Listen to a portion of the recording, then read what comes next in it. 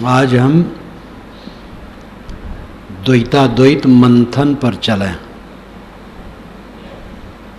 द्वैत अद्वैत मंथन, ये भ्रम है कि सत्ता केवल एक है।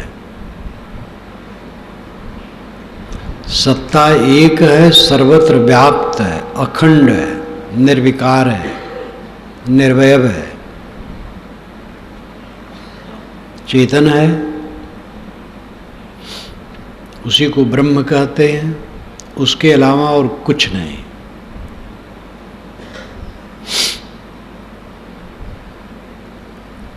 इसकी कसौटी कीजिए। कबीर साहब ने कहा है, एक कहूँ तो है नहीं, दो कहूँ तो गारी, है जैसा रहे तैसा, कहें कबीर विचारे। अगर कहूँ एक है तो है नहीं, कहने वाला सुनने वाला अलग अलग, तो एक कहाँ। अद्वैत का उपदेश किसमें दिया जाता है? द्वैत में।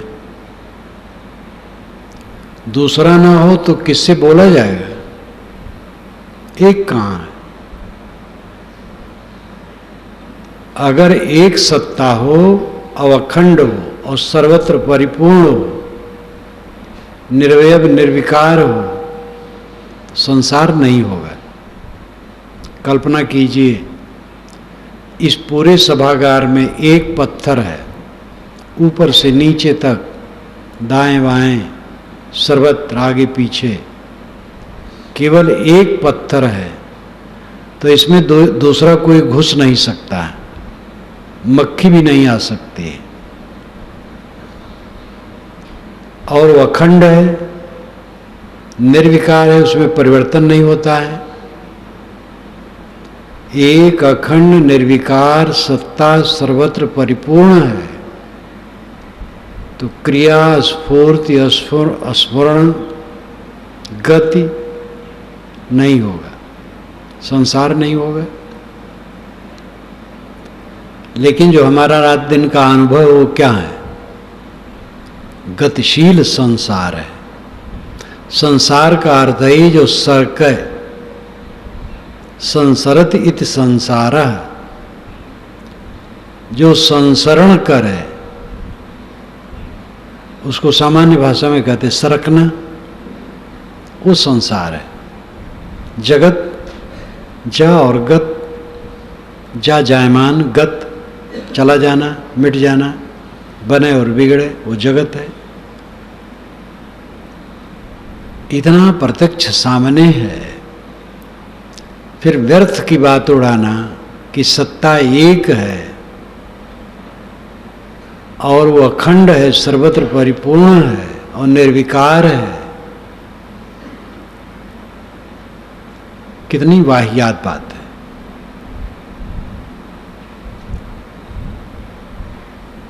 सत्ता की दृष्टि से एक है, सत्तापना एक है, सबका सत्तापना एक है, लेकिन व्यक्तित्व सबका अलग अलग है। जड़ और चेतन दोनों भिन्न धर्मी हैं। चेतन से जड़ नहीं बनता है और जड़ से चेतन नहीं बनता है। कारण गुणपूर्वकः कार्य गुणो दृष्टः, ये वैशेषिक दर्शन में कणाद मुनि ने कहा। कारण गुणपूर्वक कार्य गुणो दृष्टा, कारण के गुणपूर्वक कार्य में गुण देखे जाते हैं। जो कारण में होगा वही कार्य में होगा। कारण से कार्य अलग नहीं होता है। अगर कारण चेतन है तो सब चेतन होगा, और कारण वो बन सकता है जो विकारी हो। निर्विकारी किसी का कारण नहीं बनता है। मिट्टी विकारी है। विकारी का अर्थ होता है परिवर्तनशील होना, बदलना।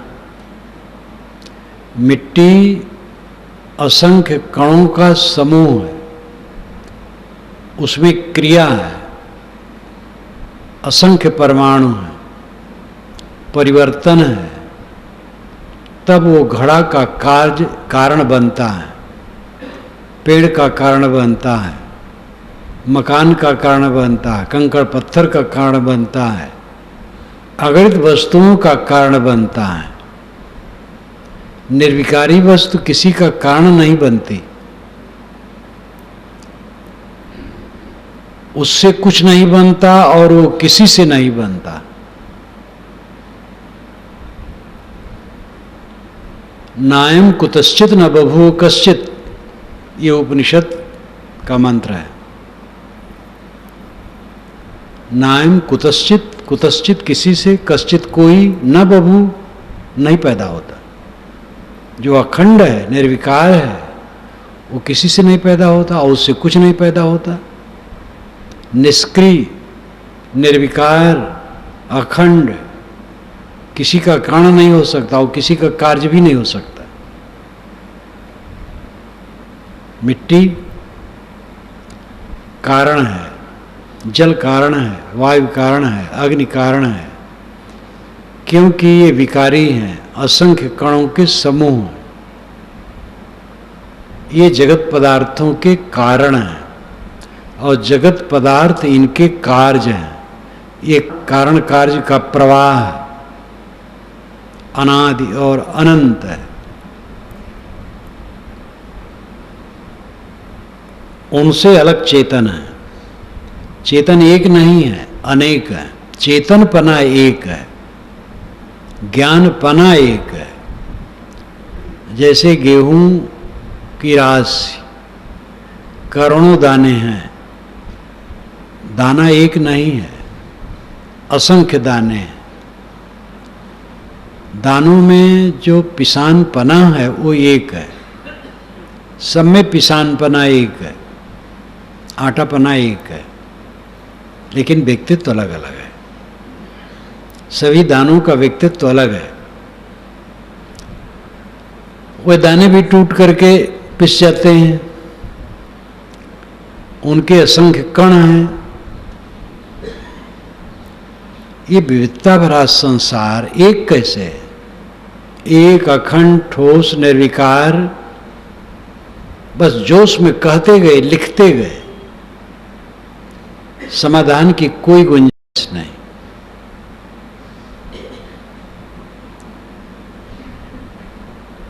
सत्ता पना एक है, सत्ता एक है का मतलब है सत्ता पना एक है। मिट्टी की भी सत्ता है, पानी की भी सत्ता है, आग की भी सत्ता है, हवा की भी सत्ता है, चेतन की भी सत्ता है। सत्ता पना एक है। गोत्र तो एक है, लेकिन गायें अनेक हैं। गायों में जो गोत्र है, गायपना है, वो एक है। सभी गाय हैं, गायपना एक है, लेकिन गायों का व्यक्तित्व अलग अलग है। ऐसे मनुष्यपना एक है, किंतु मनुष्यों का व्यक्तित्व अलग अलग है, एक मनुष्य नहीं है। इसलिए एक कहूं तो है नहीं। साहब कहते एक कहूं तो एक तो है ही नहीं, तो एक कैसे कहें? अनेक है। जड़ तत्व अनेक है। वैज्ञानिक 100 से अधिक तत्व कहते हैं और निर्मित तत्व को भी वो तत्व कहते हैं। रेडियम बदल करके शीशा हो गया, उसको भी वो तत्व कहते हैं। अनेक तत्व हैं जो निर्मित हैं और किसी वैज्ञानिक, किसी कलाकार, किसी महाकवि, किसी महापुरुष के नाम से उन तत्वों का नाम रखा गया है। अब आगे आगे और उनका तत्व बढ़ता जाता है, लेकिन एक तत्व में एक विषय तो होना चाहिए। अगर 100 से अधिक तत्व हैं तो 100 से अधिक विषय होना चाहिए, और 100 से अधिक विषयों को जानने के लिए 100 से अधिक ज्ञानेंद्रियां होना चाहिए, जो स्वाभाविक होना चाहिए। लेकिन 5 ज्ञानेंद्री के अलावा छठी ज्ञानेंद्री नहीं है। आँख, नाक, कान, जीभ, चाम, ये 5 ही ज्ञानेंद्रियां हैं। क्योंकि संसार में 5 ही विषय है, शब्द, स्पर्श, रूप, रस, गंध। पृथ्वी का गंध है, जल का रस है, आग का रूप है, वायु का स्पर्श है और स्पर्श में शब्द है। इसलिए वायु में 2 गुण हैं, स्पर्श और शब्द। और पृथ्वी में गंध, जल में रस, अग्नि में रूप। इन 4 तत्वों के 5 गुण हैं। दूसरे लोग शब्द को आकाश का गुण कहते हैं, लेकिन वह अवैज्ञानिक है। आकाश कोई द्रव्य नहीं है, आकाश शून्य है। खाली जगह को आकाश कहते हैं। वही भी आकाश में क्रिया नहीं कहते हैं, क्योंकि आकाश में परमाणु नहीं होता है। आकाश को कोई घनमान, कोई आकार नहीं होता है। आकाश शून्य को कहते हैं। क्रिया न होने की वजह से शब्द कैसे होगा? शब्द तो क्रिया में होता है। इस पर जगन मीमांसा में पहली बार मैंने लिखा था। डॉक्टर संपूर्णानंद का भी शब्दाधिकरण चित्तविलास में जो है उसको उद्धृत किया। उन्होंने भी कहा है कि पोथियों के प्रमाण से पंडित समुदाय शब्द का संबंध आकाश से जोड़ता है, जो अवैज्ञानिक जान पड़ता है। वायु से खाली जगह में शब्द नहीं हो सकता। वायु से एकदम खाली जगह कर दी जाए, घंटी हिलाई जाए, शब्द नहीं होगा।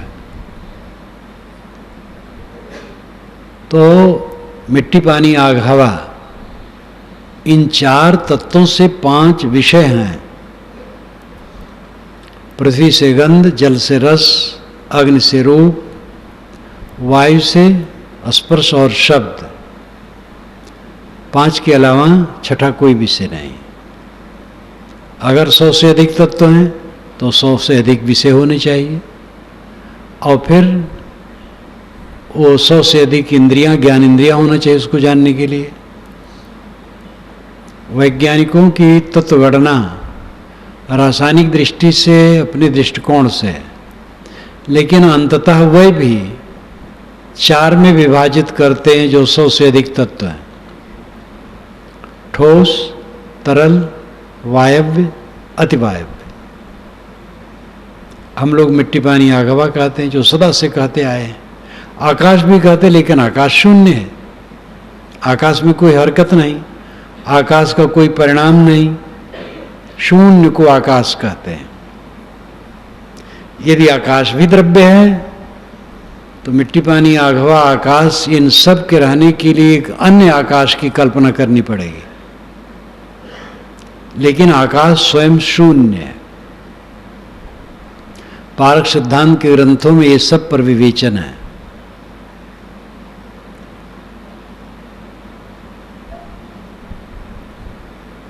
संसार में सर्वत्र गति है, आना जाना, क्रिया। एक अखंड सर्वत्र परिपूर्ण वस्तु में संभव नहीं। इतना साफ होने पर भी कहना सत्ता केवल एक है, केवल हठ है, प्रौढ़ी, जिसको विद्वान लोग प्रौढ़ीवाद कहते हैं। हठ एक नहीं है, अनेक है। तत्व अनेक है। एक एक तत्व में असंख्य कण हैं। आत्माएं भी अनेक हैं। आत्मा शब्द से एक है, आत्मापना एक है। जैसे मनुष्य एक है, मनुष्यपना से, लेकिन मनुष्य के व्यक्तित्व अलग अलग है। उनकी सबकी स्वतंत्र सत्ता है, एक दूसरे से भिन्न।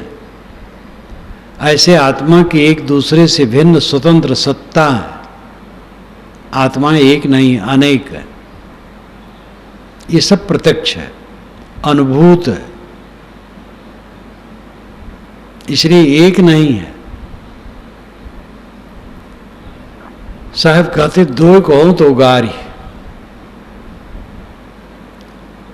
द्वैत कहता हूं तो परमार्थ स्थित को गाली देना है। अंतिम अवस्था एक है। संकल्प शांत हो गया, अकेला रह गया, वहां द्वैत नहीं है। संकल्पों से द्वैत उपस्थित होता है, हमारे अनुभव में आता है। संकल्प शांत हो जाने पर द्वैत का अनुभव नहीं होता है, क्योंकि चित्त शांत है, चित्त वृत्ति का पर्दा सिमट गया, तो पर्दे पर प्रतिबिंब नहीं पड़ रहा है। पर्दा खुला हो तो प्रतिबिंब पड़े, चित्त वृत्ति पर्दा उस सिमट गई तो प्रतिबिंब उस पर कुछ नहीं पड़ रहा है, तो द्वैत नहीं हो रहा है, सामने कुछ नहीं आ रहा है। ये मन द्वैत उपस्थित करता है जीव के सामने। मन नहीं रहता है तो द्वैत उपस्थित नहीं होता है। सुसुप्त में मनोवृत्ति शांत रहती है, इसलिए द्वैत उपस्थित नहीं रहता है। हम कुछ नहीं जानते हैं, सुख से रहते हैं। सपना शुरू हुआ तो वहां मन का एक स्तर आ गया और उस पर संस्कारों के प्रतिबिंब उभरने लगे, द्वैत खड़ा होने लगा। और नींद खुली तो मन पूरा साकार हो गया, पर्दा व्यवस्थित आ गया, तो संसार के फिल्म उस पर पड़ने लगे, बस सामने आने लगा, जानने लगे। गाढ़ी नींद भंग हुई, एक एक वस्तु की याद आने लगी। मन के पर्दे पर जगत प्रतिबिंबित होता है। मन का पर्दा सिमट जाए, जगत के प्रतिबिंब कुछ नहीं, आत्मा अकेला। सुसुप्त में आत्मा अकेला, स्वप्न में दुकेला हो जाता है। ये जगत के प्रतिबिंब, जगत बिंबों का प्रतिबिंब वहां पड़ता है, जगत बिंब है।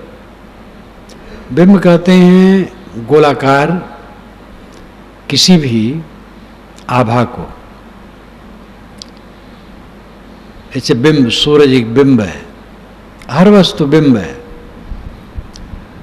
और उसका प्रतिबिंब होता है।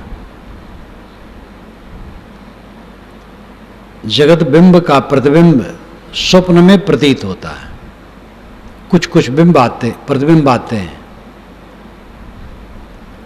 गाढ़ी नींद में कुछ नहीं आता है और जागृत अवस्था में तो संसार सामने हो जाता है, क्योंकि संसार रूपी बिंब का प्रतिबिंब मन पर पड़ता है, तब हम जगत को जानते हैं। हमें बहुत शब्द याद है, लेकिन एक काल में मन के ऊपर, मन के पर्दे पर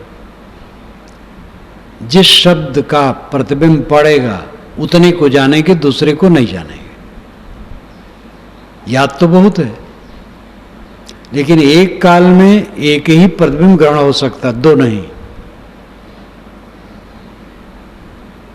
जिस बिंब का प्रतिबिंब पड़ेगा जिस समय, बस केवल उतने को जानेंगे।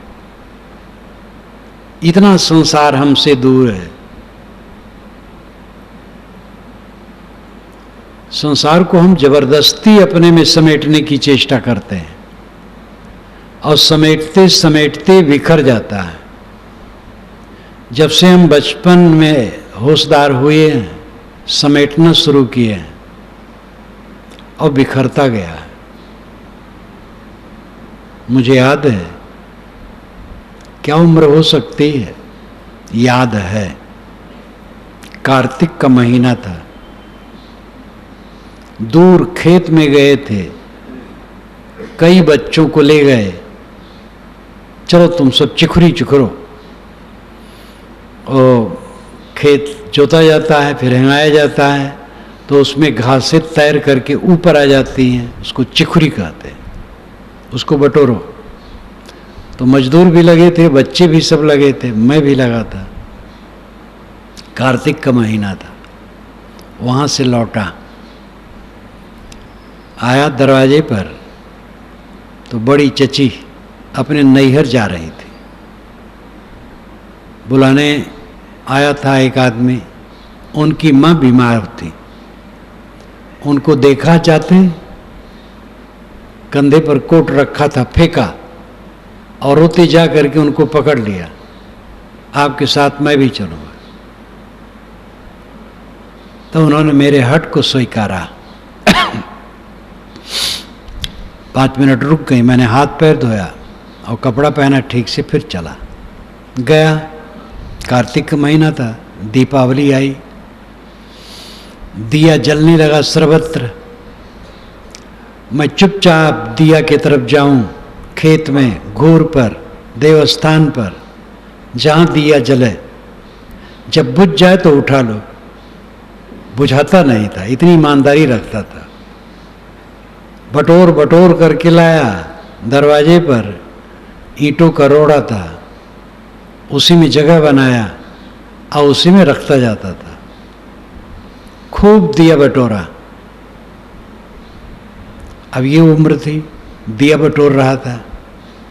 जब चलने लगा, दिया कौन ले जाए, दिया वहीं रह गया। दिया बटोरा खूब शौक से। पहले दिन तो बटोरा ही, दूसरे दिन भी बटोरा। दीपावली कई दिन मनाई जाती है। दिया एक भी साथ में नहीं ले जा सका। चलते समय वो दिया बटोर के कौन ले जाए। जीवन में कितने कपड़े हमने पहने, सब फट के चले गए, अवस्थाएं चली गईं। कितने मित्र हमारे थे, वे सब कहाँ हैं। दिल में जो दिल बन के धड़के गए, तो न देखा जरा मुड़ के। हम जीवन भर बटोरते हैं और कुछ हाथ रहता नहीं। ये बटोरना भ्रम है। लेकिन शरीर ऐसा है, कुछ बटोरना पड़ता है, कुछ रखना पड़ता है, संग्रह करना पड़ता है, प्रयोग और वितरण करना पड़ता है। समझ में अंतर होना चाहिए। इस वास्तविकता को समझते रहना चाहिए कि हम कुछ भी बटोर नहीं सकते। जिन हाथों से बटोरते हैं वह हाथ हमारे साथ नहीं रहेंगे। मेरा शरीर एक दिन जमीन पर पड़ा लाश के रूप में रहेगा, फिर गड्ढे में सड़ेगा, या आग में जलेगा, या पानी में मछली खाएंगी, या जमीन पर पड़ा चील गीदों का आहार होगा। ये पक्का है। इस शरीर को हम बटोर नहीं सकते, ये अपने हाथ में नहीं है। जीवन भर हम बटोरते हैं और एक सेकंड में एक झटका लगता है और सब गायब हो जाता है।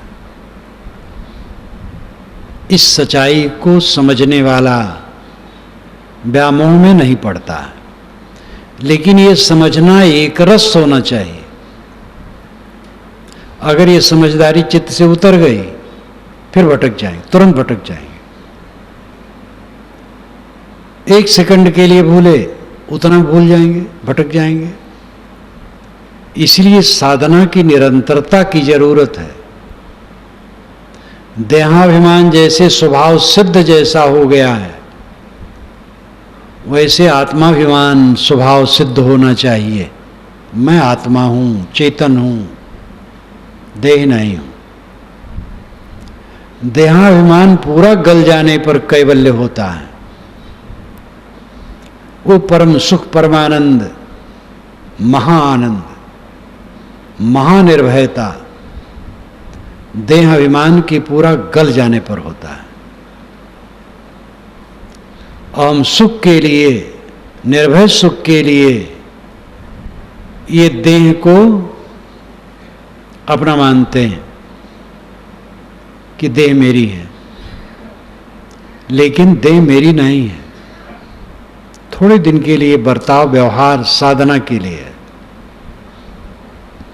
इसके अंत को निरंतर देखो, इसके विनाश को निरंतर देखो। ध्यान में बैठो, कल्पना करो ये शरीर घूर पर पड़ा है, मुझसे अलग हो गया है, सड़ रहा, कीड़े किलबिला रहे, विकृत हो गया है, फूट फूट के बह रहा है। अलग हो करके देखो मानस चक्षु से, शीतल हो जाओगे, शांत, निर्भय। ये होने वाला है। एक दिन मेरे शरीर छूटे, सप्ताह भर हो जाएगा, 2 सप्ताह, महीनों, वर्षों, शताब्दियों, सहस्राब्दियों, पता नहीं रहेगा। काल तो अनंत है। ये शरीर की ये दशा निश्चित है। शरीर का अहंकार पूर्ण विसर्जित हो जाने पर कैवल्य दशा आती है, असंग दशा, अद्वैत दशा। ये अद्वैत है। अपने आप में पूर्ण निर्भय हो जाना अद्वैत अवस्था है। अद्वैत सच है। अपने आप का अकेलापन, सब मिला के अद्वैत नहीं। ब्रह्मवादी कहते जड़ चेतन तो है ही नहीं, एक ही है। जड़ कहाँ है? इतनी सनक की बात करते हैं जो हास्यास्पद है। और फिर कहते हैं ये मिट्टी, पानी, आग, हवा, आकाश, इसकी इंद्रियां, तत्व, प्रकृति, सबका विवरण करते हैं। और ये पोंगड़ा शरीर में नहीं हूं। स्वामी शंकराचार्य ने कहा है शरीराभिमान बमन की तरह त्याग दो। बमन की हुई, उल्टी की हुई चीज को देखने में मन नहीं होता है। अगर देखो तो घृणा होती है। देहाभिमान वो बमन की तरह त्याग दो। विषय वासनाओं को बमन की तरह त्याग दो। जो बमन की तरह त्यागने की चीज है वो मेरा स्वरूप कैसे बन सकती है? ये विरोधी बातें। जड़ अलग है, चेतन अलग है, और सब समय के लिए अलग है, एक समय के लिए नहीं। कपिल जी महाराज ने इसका वर्णन बहुत पहले किया है। और कपिल के समान दूसरा ऋषि नहीं हुआ है। ऋषिम प्रसूतम कपिलम यस्तमग्रे, ये श्वेताश्वतर उपनिषद में कहा गया है। अग्र उपनिषद, अग्र ऋषि कपिल है। ऋषिम प्रसूतम कपिलम यस्तमग्रे,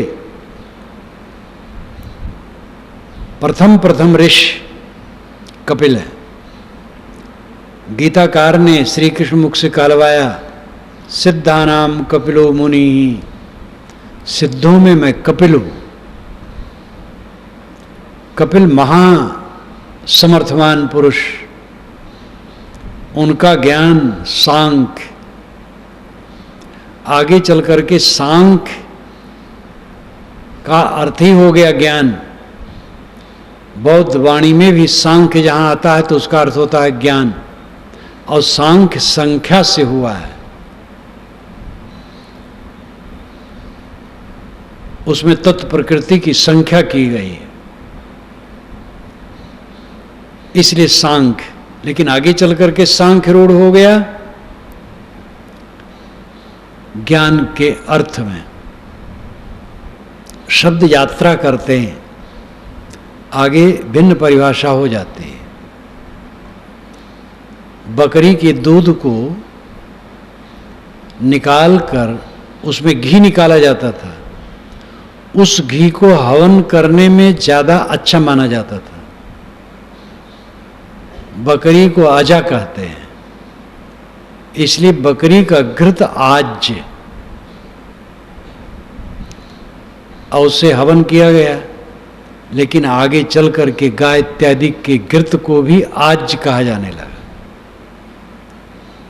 हजारों वर्षों से संस्कृत साहित्य में कहीं भी आज्य होगा वो घृत के लिए और घृत मात्र के लिए है, लेकिन शुरू में आज्य बकरी के घृत को कहा गया था।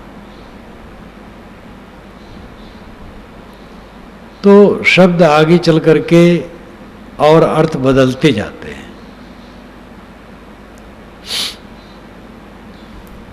अद्वैत परमार्थ है, अकेलापन। हम अकेले हैं, आप अकेले, सब अकेले अकेले हैं। ये तो जोड़ जोड़ करके घाव माऊ हम लोग कर रहे हैं। आप हमारे हैं, मैं आपका हूं, आप मेरे हैं, मैं आपका हूं। ये व्यवहार है, क्षणिक है। इसमें माया मोह न बने। न मैं आपका हूं न आप मेरे हैं। ये निर्दय सत्य है। जो पति पत्नी बड़ा रागवान बन करके कहते हैं मैं आपका हूं, अब आप मेरे हैं, वही जब बिछुड़ते हैं तब बात नहीं कर पाते हैं और चले गए। पत्नी रह गई, पति चला गया, पति रह गया, पत्नी चली गई।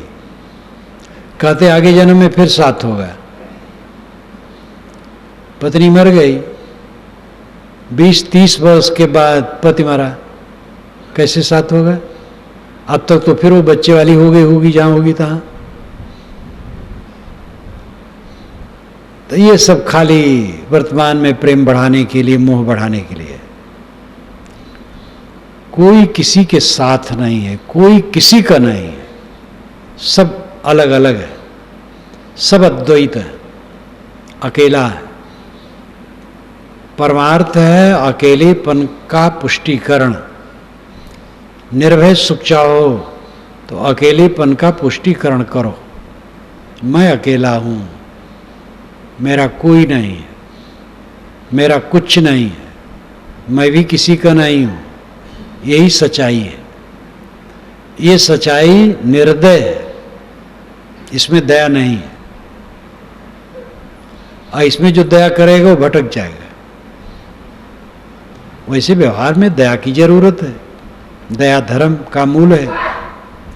दुखी जीव पर दया करो, जो बन सके सेवा करो, लेकिन मोह पर दया न करो। इसको समझने में कसर न करो। एक पति पत्नी सुन रहे थे मेरे प्रवचन एक जगह। मैंने कहा मैं तुम्हारा नहीं हूं, तुम मेरे नहीं हो। इस वास्तविकता को समझो। पत्नी पत्नी की तरफ मुड़ करके कहा तुम मेरी नहीं हो, मैं तुम्हारा नहीं हूं। वो कहाँ गई बेचारी। लेकिन उसको ही मजबूत होना चाहिए, उसको भी स्वीकारना चाहिए। यही हकीकत है, यही सच्चाई है। और सच्चाई से अपनी आंख कब तक नीचोगे? सुबह से उठ करके हम लोग अपने को धोखा देने के चक्कर में पड़ जाते हैं। सुबह उठे, शरीर सामने आया, शरीर मैं हूं, शरीर मेरा है। ये महा धोखा पहला। फिर ये घर मेरा है, फिर ये बाग मेरा है, ये परिसर मेरा है, ये बाल बच्चे मेरे हैं, ये अनुगामी मेरे हैं, ये सब मेरे हैं। सब धोखा। धोखा रात दिन हम अपने को धोखा देते हैं। मालिक बने बैठे हैं हम। किसके मालिक आप हो? एक कण के मालिक आप नहीं हैं। आपका मालिकपन 16 आने झूठा है। हाँ, जब तक व्यवहार है, औपाधिक रूप में है, संबंधित है, और सेवा करना, मालिक नहीं नौकर है, दास है, ये समझो। कोई अपने को मालिक मत समझो। मालिक समझोगे चांटे खाओगे। जो मालिक समझाओ चांटा खाया। सेवक बनो, मैं सेवक हूं समाज का। विवेकवान गुरु भी अपने को समाज का सेवक मानता है, अपने को गुरु नहीं मानता है। समाज के हम सेवक हैं। किसके मालिक हैं? सब बाहर आकर के गिर जाने वाला है, किसी का कुछ रहने वाला नहीं है। किसके मालिक है? परमार्थ अद्वैत है। परमार्थ का अर्थ है परम प्रयोजन, परम अर्थ, परम नाम श्रेष्ठ, सर्वोच्च अर्थ प्रयोजन। सर्वोच्च प्रयोजन जो है वो अद्वैत है, अकेलापन है। परमार्थ निसत, वो अद्वैत है। वो अद्वैत है अपनी स्थिति में। ये नहीं कि सबको मिला के अद्वैत है। एक भावात्मक अद्वैत होता है, एक गुणात्मक अद्वैत होता है, एक पदार्थात्मक अद्वैत होता है। भावनात्मक या भावात्मक अद्वैत भावना प्रधान है। जैसे हम कहें कि हम गांव वाले एक हैं, हम समाज वाले एक हैं, तो ये भावनात्मक एकता है, भावात्मक एकता है, भावना की एकता है। यद्यपि हम सब, आप जितने लोग हैं, सबके विचारों में, संस्कारों में, गुण कर्मों में भिन्नता है, लेकिन हम लोग एक भावना के सूत्र में गुथे, इसलिए हम एक हैं। ये भावात्मक एकता है। गुणात्मक एकता, हम सब के गुण चेतन हैं, इसलिए गुणात्मक एकता है। मैंने गेहूं का उदाहरण दिया था। गेहूं के करोड़ों दाने व्यक्तित्व में अलग अलग हैं, लेकिन गुणात्मक एकता है। जो उनमें गुण है, आटापन, पिसानपन, वो एक है। व्यक्तित्व अलग अलग है। तो गुणात्मक एकता, भावनात्मक एकता ये है, पदार्थात्मक एकता नहीं है। एक ही पदार्थ है, सर्वत्र परिपूर्ण, महा धोखा है, महा झूठ है। अनेक पदार्थ है। जनन मरण करणानाम प्रतिनियमादि युगपत् प्रवृत्तेश्च पुरुष बहुत्तम सिद्धम त्रैगुण विपर्याच्चैव। ये सांकारिका की एक कारिका है। कपिल जी महाराज का प्रखर चिंतन का फल, एकदम नीरछीर का विवेक कपिल महाराज ने सभ्यता के उषा काल में कर दिया था। जनन मरण करणानाम प्रतिनियमात् अयुगपत् प्रवृत्तिश्च त्रैगुण विपर्याच्चैव। इतने लक्षण भिन्नत्व के बता करके तब कहा पुरुष बहुत्तम सिद्धम। पुरुष बहुत है, ये सिद्ध है। जनन, जन्म होना, मरणानाम, मृत्यु होना। सबका जन्म एक साथ नहीं होता है, अलग अलग होता है। मरण भी थोड़ी मोड़ी घटना, कहीं नाव डूब गई, कहीं कुछ हो गया, कई लोग एक साथ मर गए, थोड़ी मोड़ी घटना होती है। और मरण सब अलग अलग है। जनन मरण करणानाम प्रतिनियमाद, करणों के प्रतिनियम। कर्ण ज्ञान इंद्रियां, आंख, नाक, कान, जीभ, चाम, इनके प्रतिनियम, अलग अलग नियम सबके हैं। कोई आंख खोल करके देख रहा है, कोई आंखें बंद किए है, कोई लेटा है तो कोई दौड़ रहा है। तो करणों के प्रतिनियम तो अलग अलग हैं। एक कहाँ है? जनन मरण करणानाम प्रतिनियमात, करणों के प्रतिनियम अलग होने से, और अयुगपत प्रवृत्तिश्च, अयुगपत प्रवृत्ति, युगपत प्रवृत्ति नहीं है। एक साधना में है तो एक घोर विषय वासना में है, एक अखंड वैराग्य में है तो एक महालंपट है, एक महादयावान है तो एक क्रूर कर्मी है, एक अपनी वस्तु को भी दूसरे की सेवा में लगाने की चेष्टा करता है, और दूसरा है जितना बन सके दूसरे को लूटो। तो अयुगपत प्रवृत्ति है, युगपत प्रवृत्ति नहीं है। प्रवृत्तियां अलग अलग हैं।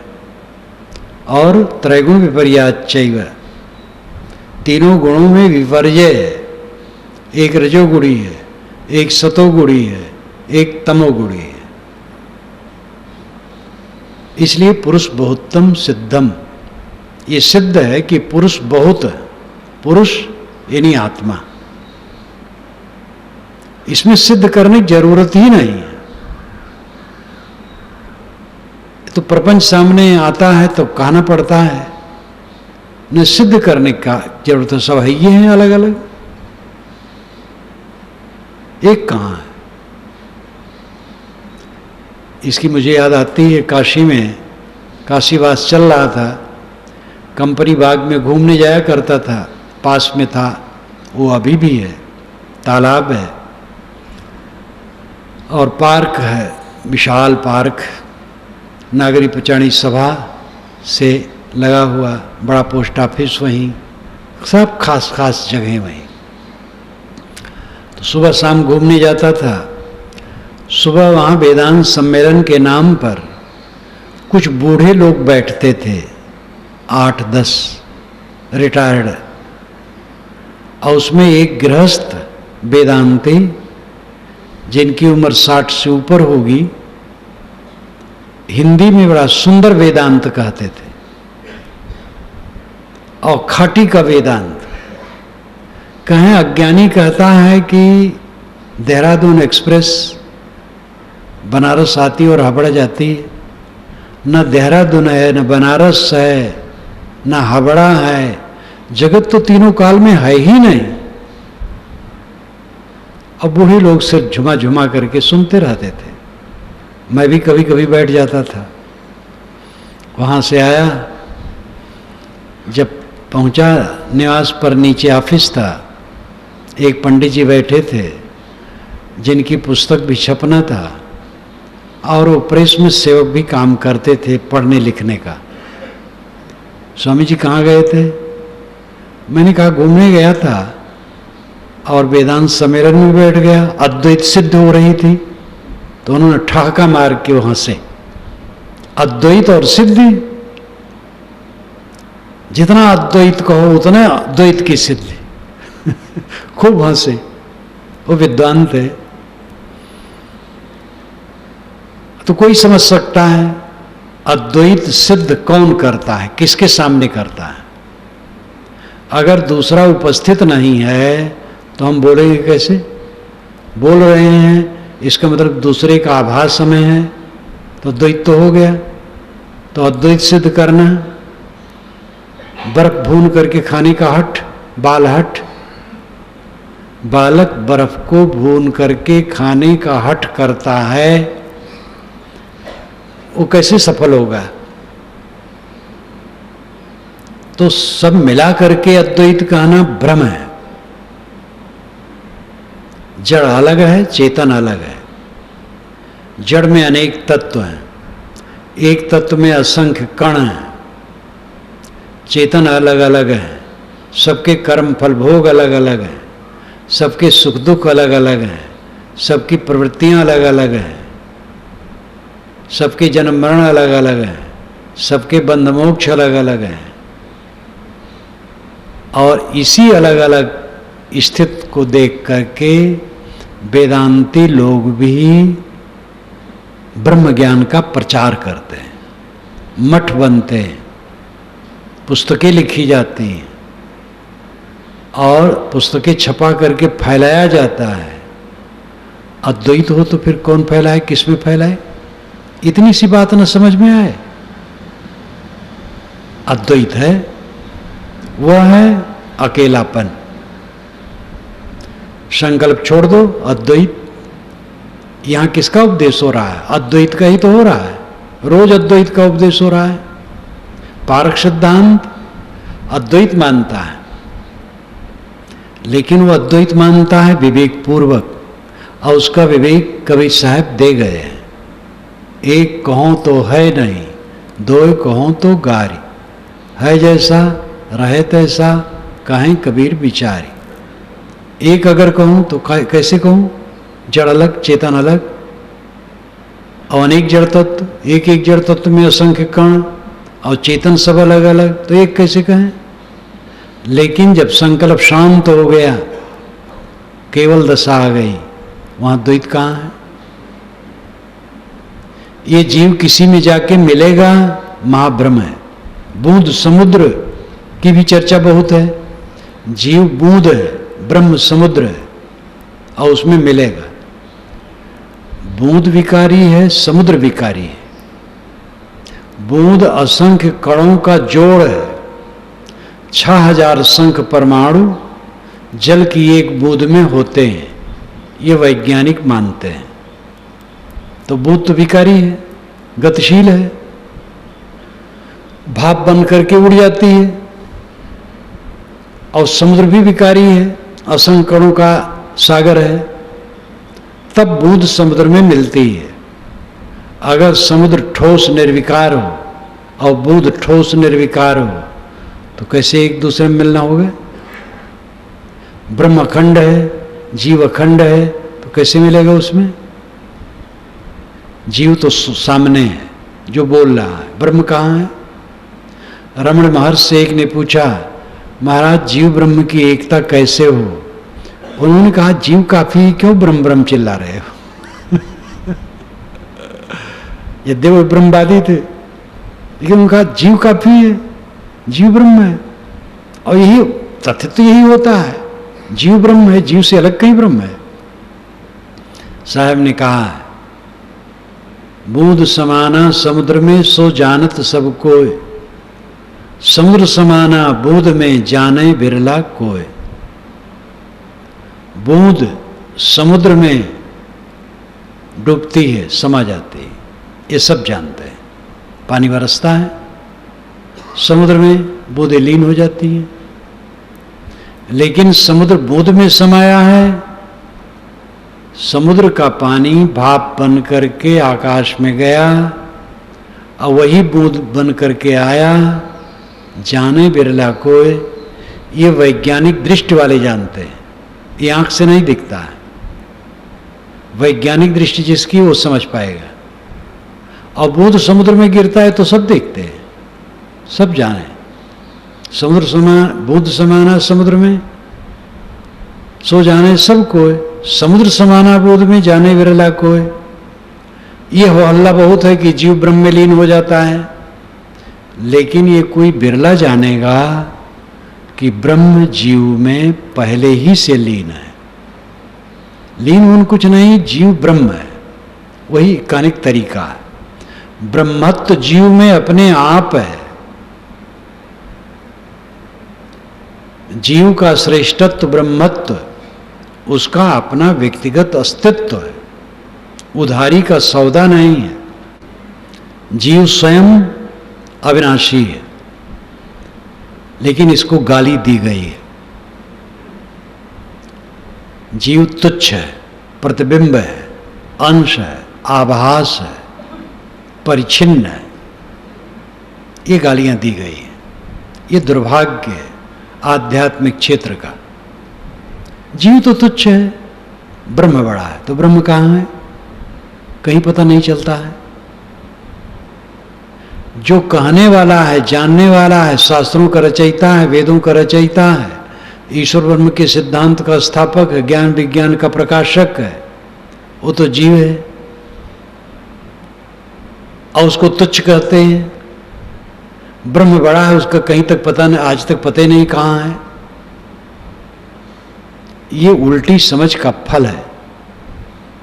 इसीलिए घूम करके वेदांतियों ने कहा जीव ब्रह्मयु न परा, जीव ब्रह्म ही, दूसरा नहीं। मैं अहम ब्रह्मास्मि कहा, तत्वमसि कहा, आए कहे, लेकिन फिर भटकाव हो जाता है। भटकाव खत्म हो, स्थिर बोध होना चाहिए। एक रस्सी आप बटें, 10 हाथ दहिनी और 10 हाथ लबड़ी बाईं, और ऐसे सैकड़ों हजारों हाथ बढ़ते जाएं, बटते जाएं, फिर जब ऐंठने लगे तो क्या दशा होगी? पूरी रस्सी जाबा बन जाएगी। एक ढंग से बटें, दहिनी बटें या लबड़ी बटें, बाईं बटें। निर्णय साफ होना चाहिए, गोलमाल नहीं। क्षण में जगत तीनों काल में नहीं है, और क्षण में जगत ब्रह्म का स्वरूप ही है कहना कितना गलत है। जो जगत तीनों काल में नहीं है, उस जगत का आधार ब्रह्म है। जब तीनों काल में नहीं तो जगत का आधार ब्रह्म कैसे है? ब्रह्म से जगत बना, और जगत है ही नहीं है तो कहां से, कौन बना, क्या बना? ये उल्टी पलटी बातों से बोध नहीं होता। इसीलिए आध्यात्मिक क्षेत्र में भटकाव है। जगत जगत के क्षेत्र में नित्य है, वो परिवर्तनशील है, बनता है बिगड़ता है। जगत तीनों काल में है और सदा बनता बिगड़ता रहा है, बनता बिगड़ता रहेगा। इसका प्रवाह है, यह प्रवाहमान है, ये प्रकृति का विकार है, जड़ प्रकृति का ये तथ्य है। जगत तीनों काल में नहीं, उसका अर्थ है आत्मा में जगत तीनों काल में नहीं है। आत्मा में जगत कभी नहीं है। आत्मा बिल्कुल निर्मल है, उसमें कभी भी जगत नहीं है। ये मन के द्वारा जगत का केवल आभास होता है। इसीलिए उसी मन को ठीक कर लो और इसका आभास छोड़ दो, अपने आप रह जाओ। यही अद्वैत है। ये साफ, वैज्ञानिक, समझने योग्य, एक निर्विकारी अखंड ब्रह्म सर्वत्र परिपूर्ण, बदल करके जगत हो गया, जड़ हो गया।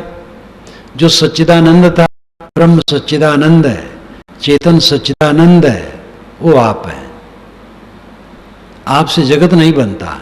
जगत तो प्रकृति का विकार है। जगत अलग है, आप अलग है। दोनों का फांट बहुत विशाल है। दोनों को एक में मिलाना ये धोखा खाना है। तो द्वैत अद्वैत ये अत्यंत विचारणीय है आध्यात्मिक क्षेत्र में। द्वैत भी है, अद्वैत भी है। जगत नानात्मक है, जड़ चेतन अलग अलग हैं और सर्वथा अलग हैं, वो सब समय अलग रहते हैं। जड़ के अनेक तत्व हैं, एक एक तत्व के असंख्य कण हैं, और इधर चेतन भी असंख्य हैं। ये कभी एक नहीं होंगे। न जड़ चेतन एक होगा, न एक चेतन दूसरे चेतन में मिल जाएगा। चेतन का अपना अकेला रह जाना अद्वैत है। ये बोध हो जाए कि मैं प्रकृति नहीं हूं, प्रकृति मेरे स्वरूप में नहीं है। देह और जगत ये प्रकृति का कार्य है, मैं उससे सर्वथा अलग हूं, और उसकी वासना छोड़ करके अपने आप में स्थित हो जाना है। बस अद्वैत हो गया, कैवल्य हो गया। जो प्रत्यक्ष ही संकल्पों को जो हम छोड़ देते हैं तो अकेले रह जाते हैं। गाढ़ी नींद में अकेले रह जाते हैं। इस अद्वैत अवस्था को समझें। परमानंद, परम सुख, निर्भय सुख अद्वैत स्थिति में ही है, और वह है अपने को अपने में समेट लेना। आपका स्वरूप अद्वैत है, अकेला है, उसमें और कुछ नहीं। इस द्वैत अद्वैत की स्थिति को समझें। साहब ने एक साखी में सब कुछ कह दिया, एक कहो तो है नहीं। क्योंकि नाना जड़ चेतन सब जग अलग अलग हैं, लेकिन दो एक हों तो गारी। जब स्वरूप में स्थित हो गई, संकल्प छोड़ करके अपने आप में स्थित हो गया, उसमें द्वैत कहाँ है? अपने आप है।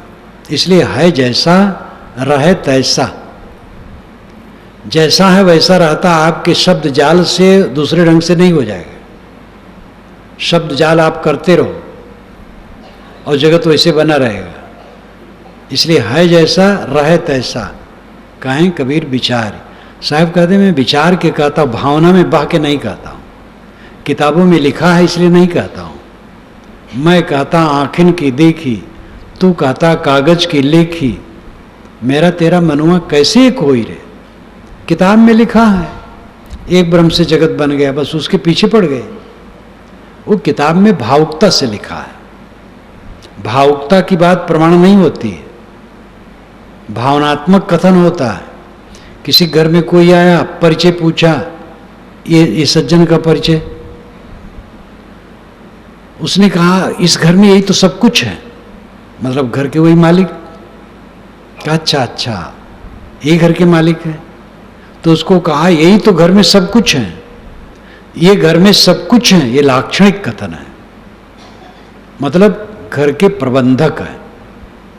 ये नहीं कि कोई लोटा है, बटलोई है, चटाई है, खटिया है, अनाज है, पानी है, बर्तन है, दीवार है, ऐसा नहीं। ब्रह्म सब कुछ है, मतलब ब्रह्म श्रेष्ठ है और ब्रह्म आत्मा है।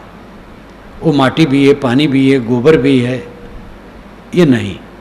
अच्छे अच्छे ब्रह्मज्ञानी के मैं ही चाँद हूँ, मैं ही सूरज हूँ, मैं ही तारे हूँ, ये समुद्र लहराता मेरा ही स्वरूप है। एक तरफ कहेंगे ये सब जड़ है, इससे मैं अलग हूँ। ये विरोधी बातें कह करके अध्यात्म को लोगों ने गड्ढमड्ढ कर दिया। प्रवचन में तो एक संकेत है, इसको पूर्ण रूप से समझने के लिए आपको बीजक व्याख्या, कबीर दर्शन, जड़ चेतन भेद प्रकाश, निष्पक्ष ज्ञान दर्शन, न्यायनामा, इन सब ग्रंथों को पढ़ना चाहिए, जो सही निर्णय देते हैं। शास्त्रों का पक्ष नहीं, परंपरा का पक्ष नहीं, और परंपरा और शास्त्रों का अनादर नहीं, निर्छीर विवेक। जगत नानात्मक है, स्वरूप स्थित अद्वैत अवस्था है। मन को समेट करके स्वरूप स्थित प्राप्त करो, यही शुभकामना है।